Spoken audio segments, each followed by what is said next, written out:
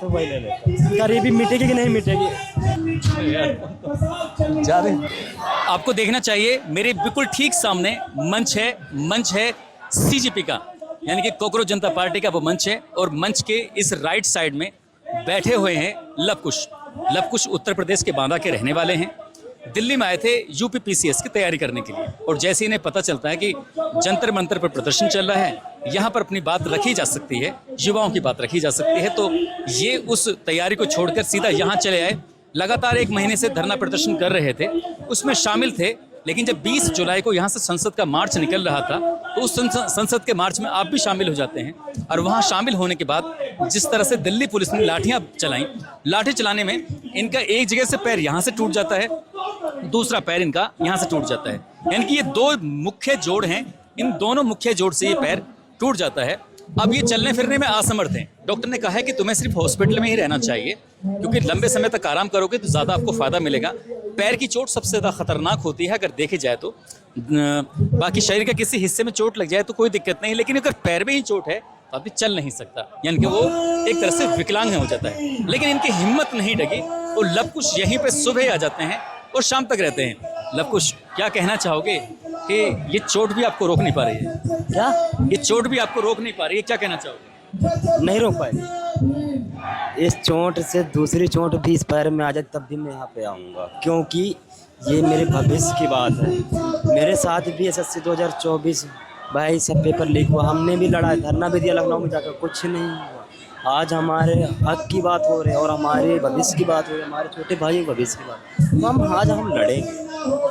उस दिन जो ये टांग में चोट लगी है आपके, तो उस दिन की याद है? वो सिचुएशन क्या थी, कैसे कैसे चोट लगी? उस सिचुएशन तो मैं बेहोश था, बस 2 घंटे बेहोश हालत में था, और मुझे मेरी टीम इन लोगों ने ही कहीं ना कहीं मुझे हॉस्पिटल में आरएलएम में भर्ती करवाया था। रौनक खत्री सर थे, भैया थे, वो भी आए थे, बहुत बड़े बड़े कुछ सेलिब्रेट आए जो मुझे यहाँ से उठा कर ले गए। और एक संदेश आपके द्वारा कहूँगा मैं पुलिस वालों को, बहुत गलत किया इन लोगों ने हमारे साथ, बहुत ही। ये पुलिस नहीं थे, मैं सच्चाई, मुझे पुलिस वालों ने नहीं मारा, मुझे गुंडों ने मारा है। सच्चाई सिर्फ एक पुलिस वाला था जो मुझे मंच में 6-7 लाठी यहाँ पे मार दी है, जो दोबारा पैर फ्रैक्चर हुआ।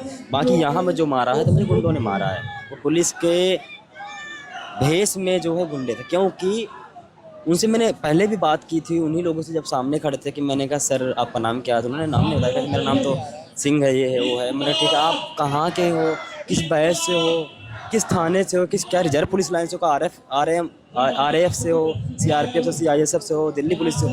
कुछ नहीं बताया, बताइए। और वो क्या ही बोले, वो यहाँ से पीछा करते कि मेरे को कई दिनों से यहाँ टारगेट भी किया जा रहा था, क्योंकि मैं कई मीडिया में भी बोला है सच्चाई, तो मुझे हॉस्पिटल तक में पुलिस डिटेन करने की कोशिश किया। अब घर वालों को पता है कि आपको चोट लगी? हाँ, मेरे पापा को पता, मेरी मम्मी को पता, सबको पता है, और मेरे सभी फैमिली वालों को पता है, मेरे रिश्तेदारों को भी पता है। मेरे कुछ यार दोस्त, मेरे बड़े भाई हैं, यहीं दिल्ली रहते हैं, वो भी कल भी आए थे, रोज़ आते हैं, शाम को ले जाएंगे। मैं रात को 11 से 12 बजे के बीच में यहाँ से निकल जाता हूँ, और मैं 11-12 बजे आता हूँ। डेली आ जाते हैं? डेली आता हूँ, क्योंकि वहाँ आपको सुकून नहीं मिलता, यहाँ आके आपको सुकून मिल जाता? मुझे वहाँ सुकून नहीं मिलता। मैं सुकून वहाँ मिलता सिर्फ 4 घंटे के लिए जाता हूँ, मेरी क्लासेस चलती रहती हैं, इसलिए मैं जाता हूँ, नहीं वो भी मैं ना जाऊँ। अगर ये धरना लगातार चलता रहा तो आपकी पढ़ाई को तो नुकसान हो जाएगा? नुकसान तो होगा ही होगा, लेकिन कवर करेंगे, कवर कर भी रहे हैं। 4 से 5 घंटे कवर करता हूँ मैं, इसलिए जाता हूँ, मैं तो नहीं जाता। मैं सिर्फ पढ़ाई की वजह से भी जाना पड़ता है मुझे कमरे। आपके घर वालों ने कहा कि अगर वहाँ रहोगे तो आपके ऊपर एफआईआर हो सकती है, आपका करियर ख़राब हो सकता है इसमें? मेरे ऊपर प्रशासन से मैं एक ही बात बोलता हूँ, जितनी एफआईआर आप करोगे कोई मतलब नहीं रहेगा, क्योंकि एफआईआर मेरे ऊपर अभी हुई नहीं है। दूसरी बात, फिर मेरे साथ पूरे वकील खड़े हैं, मोस्ट वकील है, मेरे भी आए हैं मिलने, सुप्रीम कोर्ट के वकील हैं, वो सही और गलत का मुझे बताएंगे और मैं लड़ूंगा। पुलिस वालों से अगर एफआईआर करेंगे तो उसका हम निष्कासन निकालेंगे, कैसे एफआईआर किया, क्यों किया, क्या रूल। आप यूपी पीसीएस की तैयारी कर रहे हैं, सिविल सर्विस की तैयारी में लगे हुए हैं आपको अच्छी तरह से पता होना चाहिए कि हमारे देश में जब कानून का जो सिस्टम है वो बड़ा ही लचीला है, बहुत दिनों तक, सालों साल चलता रहता है। तब तक हो सकता है कि आपकी उम्र ही निकल जाए। एक बात सही साबित होने के लिए तब तक हो सकता है कि आपकी उम्र ही निकल जाए, आप नौकरी के लाके बचे ही ना। हाँ, ये भी बात सही है आपकी। तो मैं उस बारे में बात करूँगा अभी, लेकिन मैं एक और बात बताऊँ। एक हमारा मेरे खुद का क्लासमेट है जो यूपीएससी का 2025 का इंटरव्यू से 2 नंबर से बाहर है। और